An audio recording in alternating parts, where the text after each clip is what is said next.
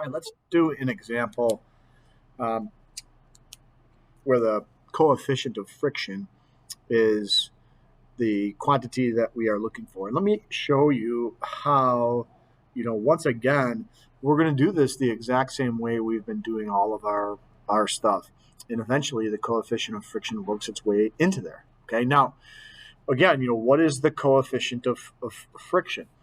The coefficient of friction's job is to distinguish the surfaces in contact.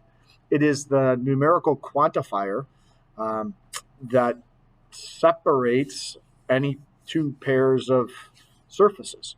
It is different than the amount of friction. The coefficient of friction is just the multiplier that gives us a feeling for the surfaces involved.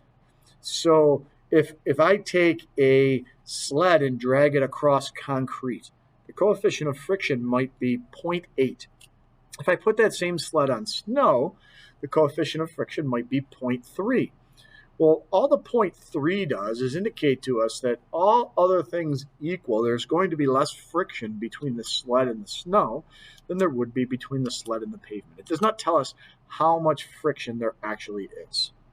So let's take a look at this problem. And again, the problem is looking for us to find the coefficient of friction, but we don't start by hunting for an expression for the coefficient of friction.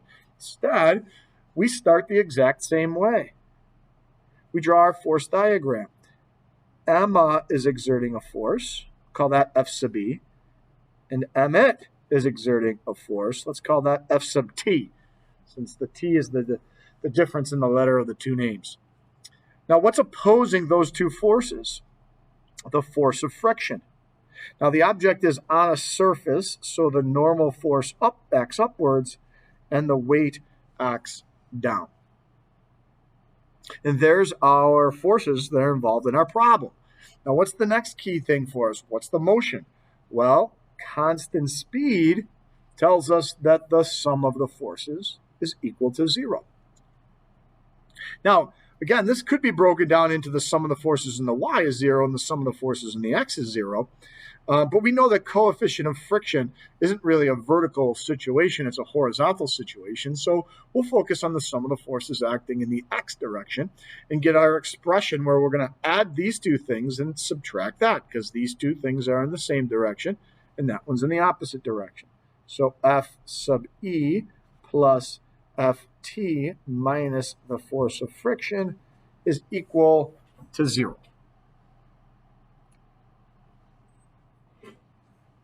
Now, the question asks for the coefficient of friction, so that gives us a major problem right here.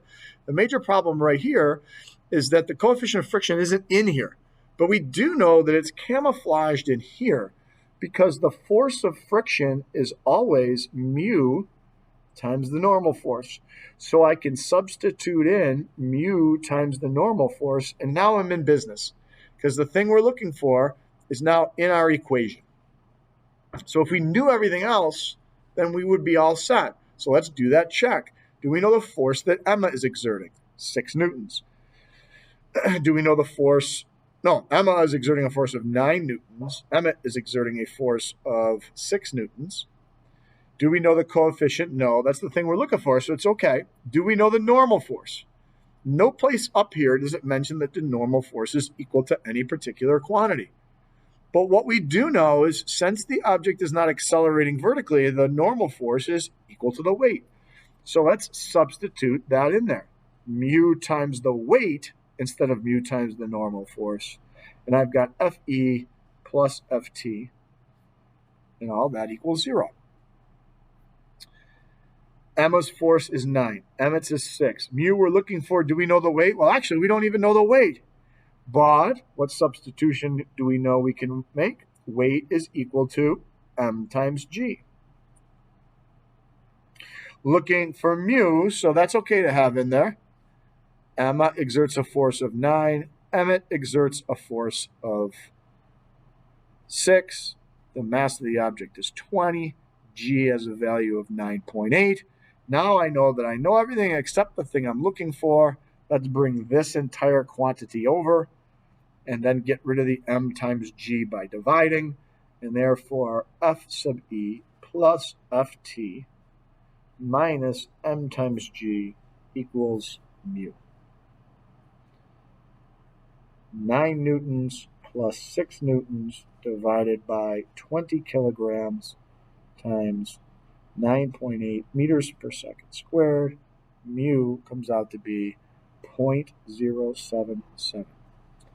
And we ended up solving for mu without hunting for an expression that says mu equals. Just use our system.